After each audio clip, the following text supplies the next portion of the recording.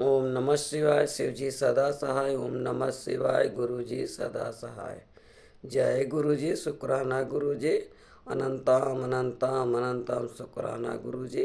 हर हर महादेव। हर हर महादेव। जय भोलेनाथ बाबा की। जय भोलेनाथ बाबा की। जय भोलेनाथ बाबा की। जय गुरु जी की।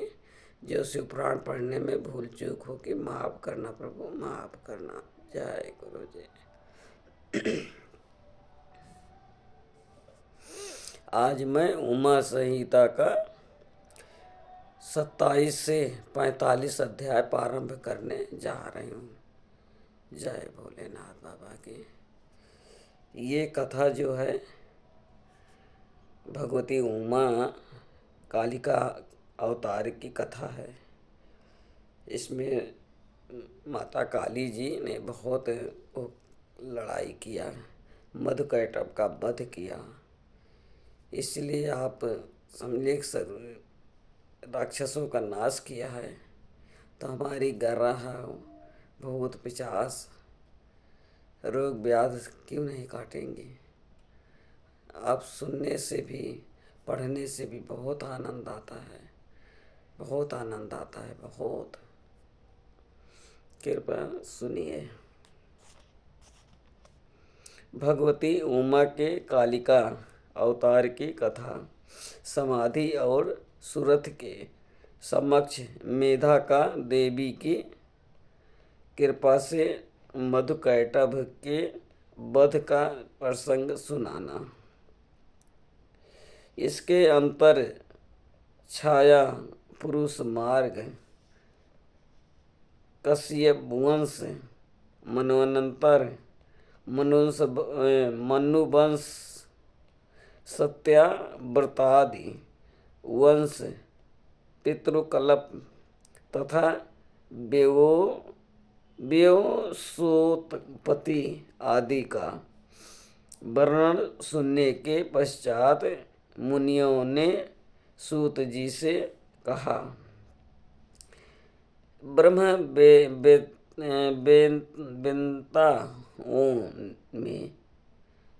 वेताओं में श्रेष्ठ सूत जी, हमने आपके मुख से भगवान शिव की अनेक इतिहासों में युक्त रमणीय कथा सुनी, जो उनके नाना अवतारों से संबंध रखती है तथा मनुष्यों को भोग और मोक्ष प्रदान करने वाली है। अब हम आपसे जगजननी भगवती उमा का मनोहर चरित्र सुनाना चाहते हैं। पर ब्रह्मा परमात्मा महेश्वर की जो अद्या सनातनी शक्ति है, वह उमा नाम से विख्यात हैं। वही त्रिलोकी को उत्पन्न करने वाली पराशक्ति हैं। महामते दक्ष कन्या सती और हिमवान की पुत्री पार्वती, ये उमा के दो अवतार हमने पुत्री पार्वती, ये उमा के दो अवतार हमने सूत जी सुने। सूत जी, अब उनके दूसरे अवतारों का वर्णन कीजिए।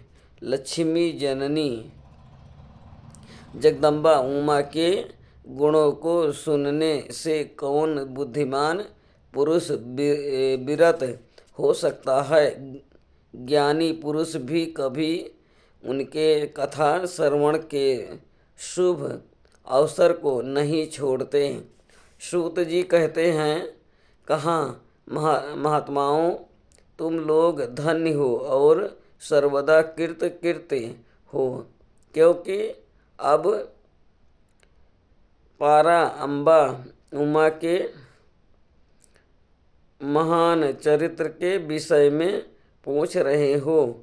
जो इस कथा को सुनते, पूछते और बाँचते हैं, उनके चरण कमलों की धूलि के ही ऋषियों ने तीर्थ माना है, जिनका चित परम संविध स्वरूपा श्री उमा देवी के चिंतन में लीन है, वह पुरुष धन्य हैं।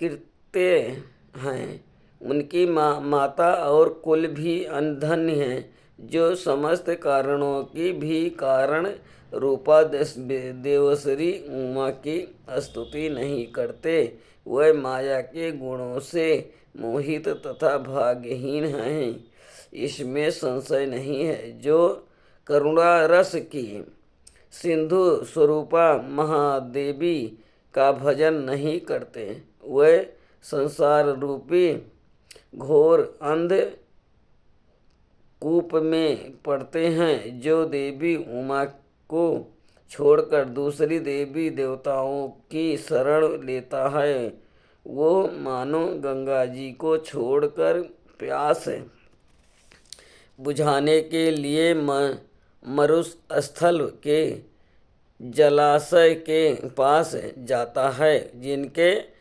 स्मरण मात्र से धर्म आदि चारों पुरुषार्थों की अनायास प्राप्त होती है, उन देवी उमा की आराधना कौन श्रेष्ठ पुरुष छोड़ सकता है। पूर्व काल में महामना सुरथ ने महर्षि मेधा से यही बात पूछी थी। उस समय मेधा ने जो उत्तर दिया, मैं वही बता रहा हूँ, तुम लोग सुनो। पहले सुरोचिस मनंतर में विरथ नाम से प्रसिद्ध एक राजा हो गए हैं।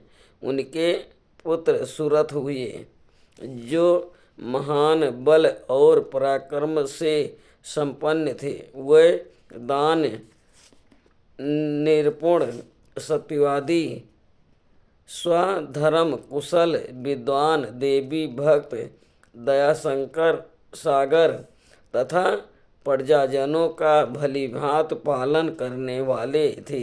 इंद्र के समान तेजस्वी राजा सुरथ के पृथ्वी पर शासन करते समय 9 ऐसे राजा हुए, जो उनके हाथ से भूमंडल का राज छीन लेने के प्रयत्न में लगे थे। उन्होंने भूपाल सुरथ की राजधानी कोलापुरी को चारों ओर से घेर लिया। उनके साथ राजा का बड़ा भयंकर युद्ध हुआ। उनके शस्त्रगण बड़े प्रबल थे। अंततः युद्ध में भूपाल सुरथ की पराजय हुई। शत्रुओं ने सारा राज अपने अधिकार में करके सुरथ को कोलापुरी से निकाल दिया।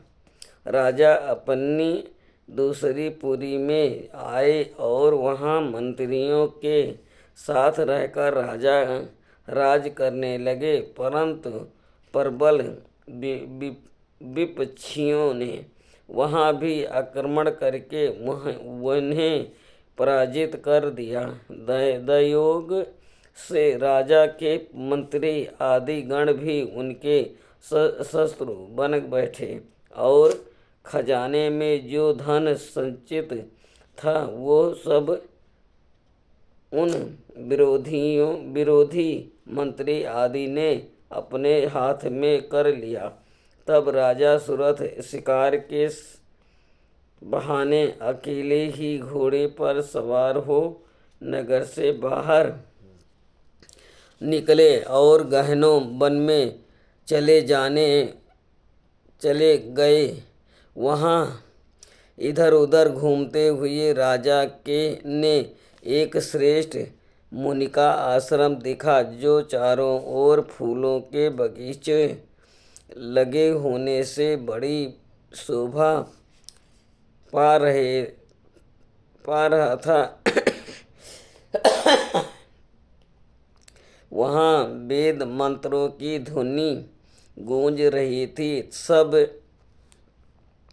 जीव जंतु शांत भाव से रहते थे। उन्हीं के विशिष्यों पर शिष्यों तथा उनके भी शिष्यों के ने उन उस आश्रम को सब ओर से घेर रखा था।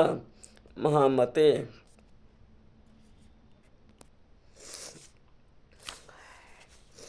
प्रियवर, मेधा के प्रभाव से उस आश्रम में महाबली, व्याघ्र आदि अल्प शक्ति वाले गौ आदि पशुओं को पीड़ा नहीं देते थे। वहाँ जाने पर मुनीश्वर मेधा ने मीठे वचन, भोजन और आसन द्वारा उन परम दयालु विद्वान नरेश का आदर सत्कार किया।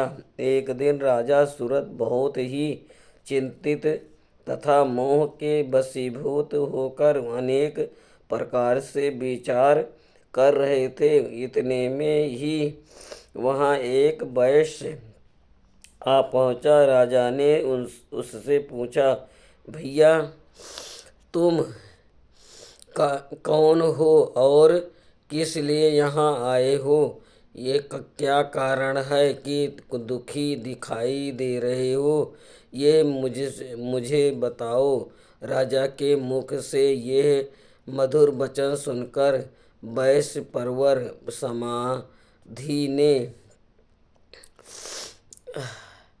दोनों नेत्रों से आंसू बहाते हुए प्रेम और नम्रतापूर्ण वाणी में इस प्रकार उत्तर दिया। वैश्य बोला, राजन, मैं वैश्य हूँ, मेरा नाम समाधि है।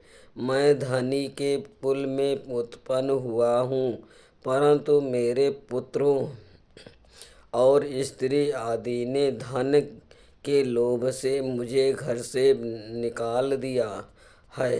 अतः आपने परबंध कर्म से दुखी हो मैं वन में चला आया हूँ। करुणा सागर प्रभु, यहाँ आकर मैं पुत्रों, पुत्रियों, पत्नी, भाई, भतीजे तथा अन्य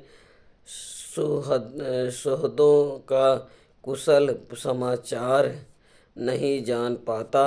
राजा बोले, जिन दुराचारी तथा धन के लोभी पुत्र आदि ने तुम्हें निकाल दिया है, उन्हीं के प्रति मूर्ख जीवन की भांति तुम प्रेम कहीं क्यों नहीं करते हो? वैश्य ने कहा, राजन, आपने उत्तम बात कही है। आपकी वाणी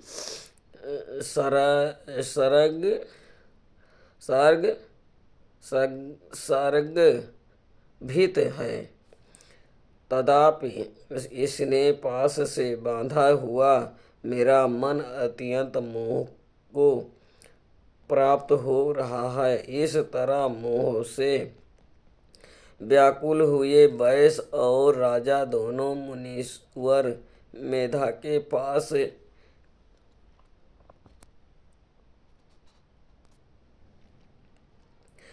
वैश्य सहित राजा ने हाथ जोड़कर मुनियों को प्रणाम किया और इस प्रकार कहा, भगवान, आप हम दोनों के मोह पास को काट दीजिए। मुझे राज लक्ष्मी ने छोड़ दिया और मैंने गहन वन की शरण ली, तथापि राज छिन जाने के कारण मुझे संतोष नहीं है। और यह वैश्य है जिसे स्त्री आदि सज्जनों ने घर से निकाल दिया है तथा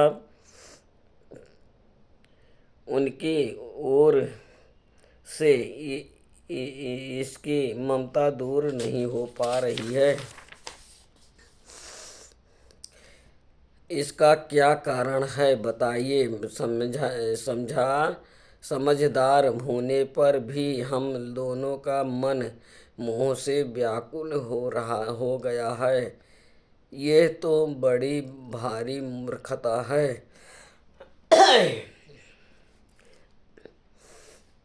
ऋषि बोले, राजन, सनातन शक्ति स्वरूपा जगदम्बा महामाया कहीं गई हैं। वही सबके मन को खींचकर मोह में डाल देती हैं।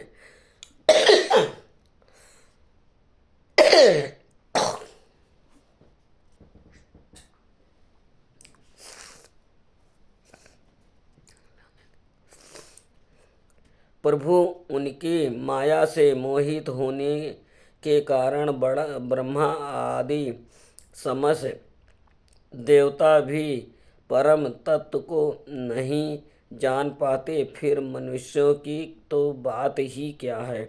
वह परमेश्वरी ही रज तत्व सत्व और तम इन तीनों गुणों का आश्रय ले समयानुसार संपूर्ण विश्व की सृष्टि पालन और संहार करती हैं।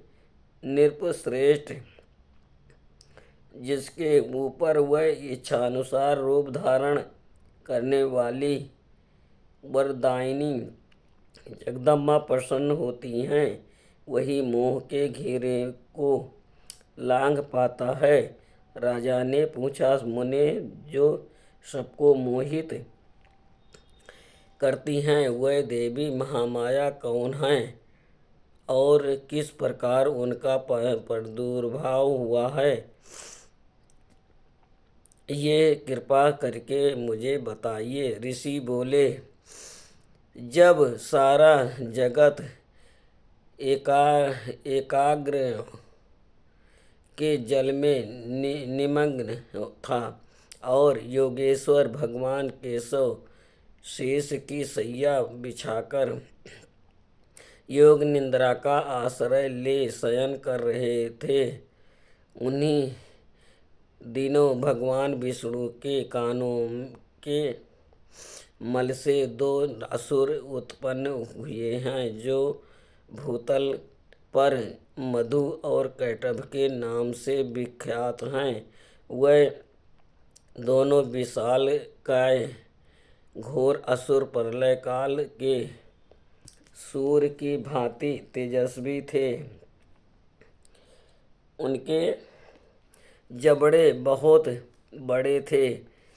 उनके मुख दाढ़ों के कारण ऐसे विकराल दिखाई देते थे मानो वह संपूर्ण जगत को खा जाने के लिए उद्यत हो। उन दोनों ने भगवान विष्णु की नाभि से प्रकट हुए कमल के ऊपर विराजमान ब्रह्मा को देखकर पूछा, अरे तू कौन है? ऐसा कहते हुए वह उन्हें मार डालने के लिए उद्यत हो गए। ब्रह्मा जी ने देखा ये दोनों दैत्य आक्रमण करना चाहते हैं और भगवान जनार्दन समुद्र के जल में सो रहे हैं। तब उन्होंने परमेश्वरी का स्तमन किया और उनसे प्रार्थना की, अंबिके, तुम इन दोनों दुर्जय असुरों को मोहित करो और अजन्मा भगवान नारायण को जगा दो। ऋषि कहते हैं, इस प्रकार मधु और कैटभ के नाश के लिए ब्रह्मा जी के प्रार्थना करने पर संपूर्ण विद्याओं की अधिदेवी जगजननी महाविद्या फाल्गुन शुक्ल द्वादशी को त्रैलोक मोहिनी शक्ति के रूप में प्रकट हो महाकाली के नाम से विख्यात हुई। तदंतर आकाश वाणी हुई, कमलासन, डरो मत, आज युद्ध में मधुकैटभ को मारकर मैं तुम्हारे कंटक का नाश करूंगी। यूं कहकर वह महामाया श्रीहरि के नेत्र और मुख आदि से निकलकर अब आव्य अव्यक्त जन्मा ब्रह्मा के दृष्टि पथ पर में आ खड़ी हो गईं। फिर तो देवाधिदेव हृषिकेश जनार्दन जाग उठे। उन्होंने अपने सामने दोनों दैत्य मधु और कैटभ को देखा। उन दैत्यों के साथ अतुल तेजस्वी विष्णु का 5000 वर्षों तक बाहु युद्ध हुआ। तब महामाया के प्रभाव से मोहित हुए उन श्रेष्ठ दानों ने लक्ष्मीपति से कहा, तुम हमसे मनोवांछित वर ग्रहण करो। नारायण बोले, यदि तुम लोग प्रसन्न हो तो मेरे हाथ से मारे जाओगे। यही मेरा वर है, इसे दो। मैं तुम दोनों से दूसरा वर नहीं मांगता। ऋषि कहते हैं, उन असुरों ने ये देखा सारी पृथ्वी एकाग्रण के जल में डूबी हुई है। तब वह केशव से बोले, हम दोनों को ऐसी जगह मारो जहाँ जल से भीगी हुई धरती हो। बहुत अच्छा कहकर भगवान विष्णु ने अपने परम तेजस्वी चक्र उठाया और अपने जांघ पर उनके मस्तक रखकर काट डाला। राजन, ये कालिका की उत्पत्ति का प्रसंग कहा गया है। महामते, अब महालक्ष्मी के प्रादुर्भाव की कथा सुनो। देवी उमा निर्विकार और निराकार होकर भी देवताओं का दुख दूर करने के लिए युग युग में साकार रूप धारण करके प्रकट होती हैं। उनका शरीर ग्रहण उनकी इच्छा का वैभव कहा गया है। वह लीला से इसलिए प्रकट होती हैं कि भक्तजन उनके गुणों का ज्ञान करते रहें। आज का उमा संहिता का 28 से 45 अध्याय समाप्त हुआ। ओम नमः शिवाय। शिव जी सदा सहाय। ओम नमः शिवाय। गुरु जी सदा सहाय। जय गुरु जी। शुक्राना गुरु जी। अनंतम अनंतम शुक्राना गुरु जी। हर हर महादेव। हर हर महादेव। जय भोलेनाथ बाबा के। जय भोलेनाथ बाबा के। जय गुरु जी के। जो शिव पुराण पढ़ने में भूल चूक हुई माफ़ करना भोलेनाथ बाबा। आज मेरे खांसी बहुत आ रही है, बीच में बहुत परेशान हुई। चलो देखते हैं कर पाऊंगी, बाद में पढ़ पाऊंगी कि नहीं। 2-4 दिन बाद ही पढ़ूंगी। जय भोलेनाथ बाबा की। जय गुरु जी के।